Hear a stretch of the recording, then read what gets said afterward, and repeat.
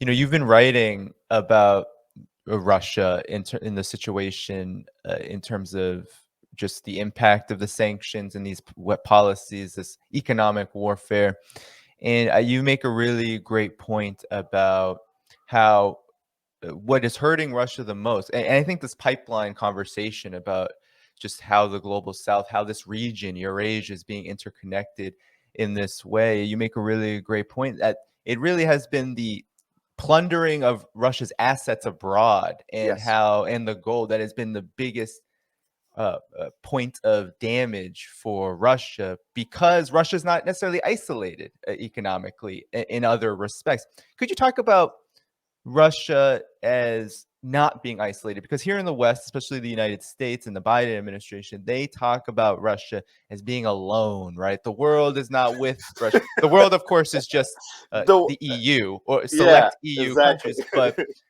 But could you talk about Russia not being isolated here? Because, of course, there's been this contradictory phenomena of the ruble increasing in value and the Europe continuing to import gas out of necessity, as you Out said. of Could you necessity. talk about Russia's isolation or lack thereof? Yes, Russia is isolated by 12% of the world's population, essentially. The absolute majority of the global south, practically the whole global south, and we cannot consider Singapore global south because Singapore is a very wealthy enclave in Southeast Asia, and Northeast Asia, Japan and South Korea, which are basically American colonies. If you do not consider these three in Asia, the whole global south is either not demonizing Russia, not sanctioning Russia, or both. And this includes, of course, the BRICS countries, very, very important, which are the basis of a concept that has already been established at the Valdai Club, in fact, in Moscow, and is going to be expanded by the BRICS leadership soon. BRICS Plus. So soon we're going to have BRICS Plus. Probably members like South Korea, Indonesia, Turkey, Nigeria, Senegal, Argentina, they are candidates. An expanded BRICS, in fact, which is a sort of a G20 without the G7. Basically, that's what BRICS Plus is going to be. And for instance, the past 3 months, I was in Turkey. Turkey is a member of NATO, which should in theory, be demonizing Russia to death. On the contrary.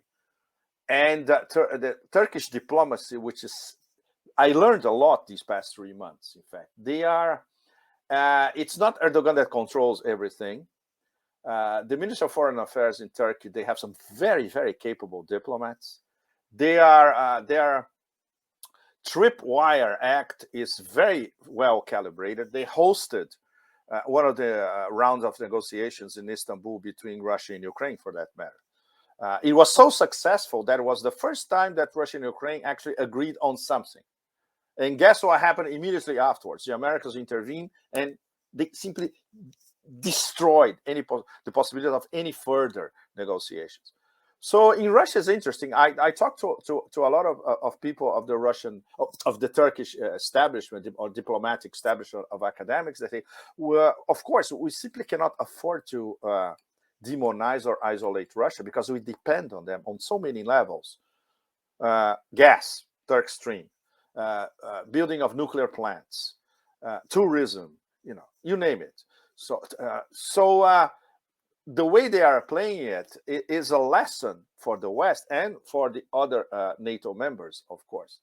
And not to mention that to the right of Turkey on the map, if we go to Iran, Central Asia, etc., everybody is discreetly understanding the Russian position, even if not outright speaking in favor of it, and certainly not demonizing, and continuing to do business with Russia. And in the case of India, for instance, the Americans were absolutely horrified, because not only India continues to buy Russian energy and will keep buying even more Russian energy, even if it's directly from Russia or relabeled, what we call the Latvian mix, You know, it's 49% Russian oil, 51% Latvian or other destinations, mixed in Mm. Latvia, and then sold all over. But they're going to be paying it in their own currency, the real, and with the real and ruble mechanism as well. From the point of view of the American establishment, this is absolutely horrifying. It's happening, and it's one of the most important BRICS nations as well. So Russia is definitely not isolated by all means. Across Eurasia, across Africa, all over Africa, and all over Latin America as well. Even Yeah. Brazil, with a right-wing military dictatorship still in place, Hmm. the Brazilians know that the Russians are, first of all, they're a member of BRICS. Second, exchanges with Russia, trade exchanges have been going up all the time. There's a lot of Russian investment in Brazil. And obviously, they cannot alienate Russia on an international diplomatic level. So they have been playing the neutrality card very skillfully. I think it's the only foreign policy victory, between commas, of this current administration in Brazil. Right. So to sum it all up, Russia is isolated by NATO stand.